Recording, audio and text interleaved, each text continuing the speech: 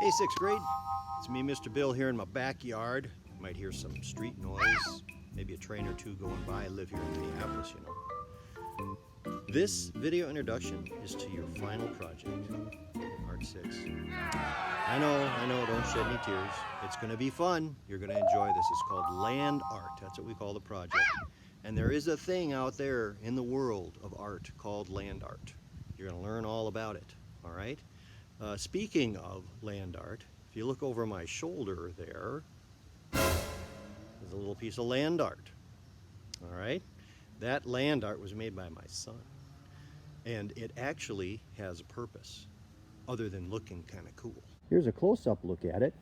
My son actually built this out of pieces of wood that he saw along the road on the parkway nearby here after they'd been trimming trees, and he uses it as a table for wood carving. Now this is sort of a three-dimensional process, a sculptural process based on natural objects and based on the land. As you learn more about this, you're going to get lots of ideas about what you could do. But a big part of it is gathering natural objects and looking at the land around your house and where you live and how you can make your mark on it. Thinking about using this garden space right here because it has such a definite shape to it already. Now we're going to be planting in it later, but until we plant in there, maybe something could happen related to land art.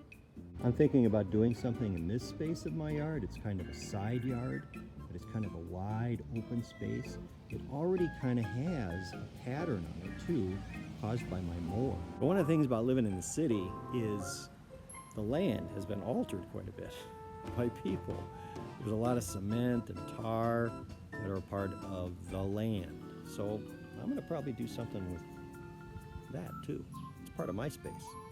I'll leave my mark on it. Like maybe this driveway. Notice about this cement is it's kind of light, but it's also kind of patchy too. And I just noticed this too. It has cracks.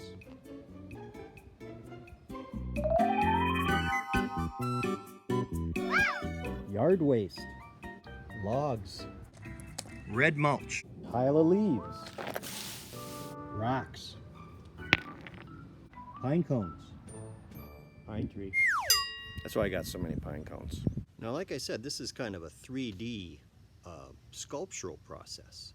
It's a kind of art like what you did last week when you did the Build Your Name.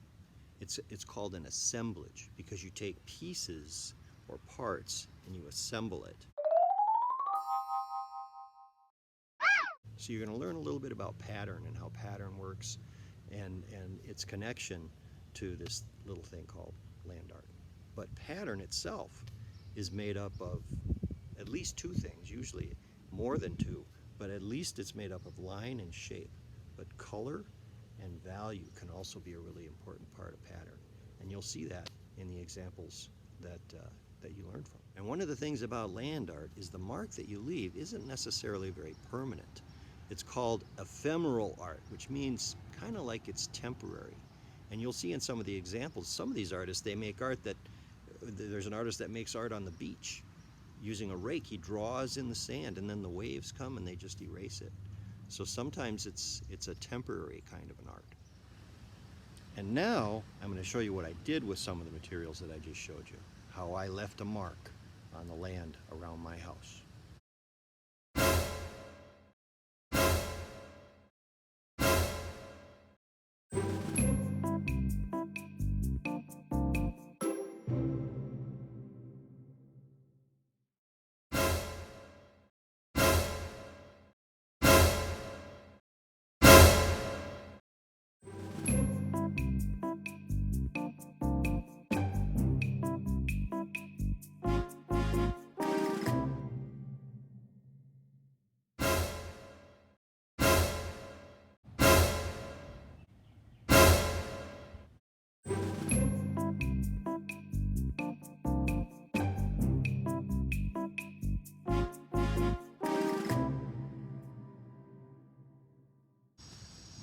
Well, I hope this little video introduction helps.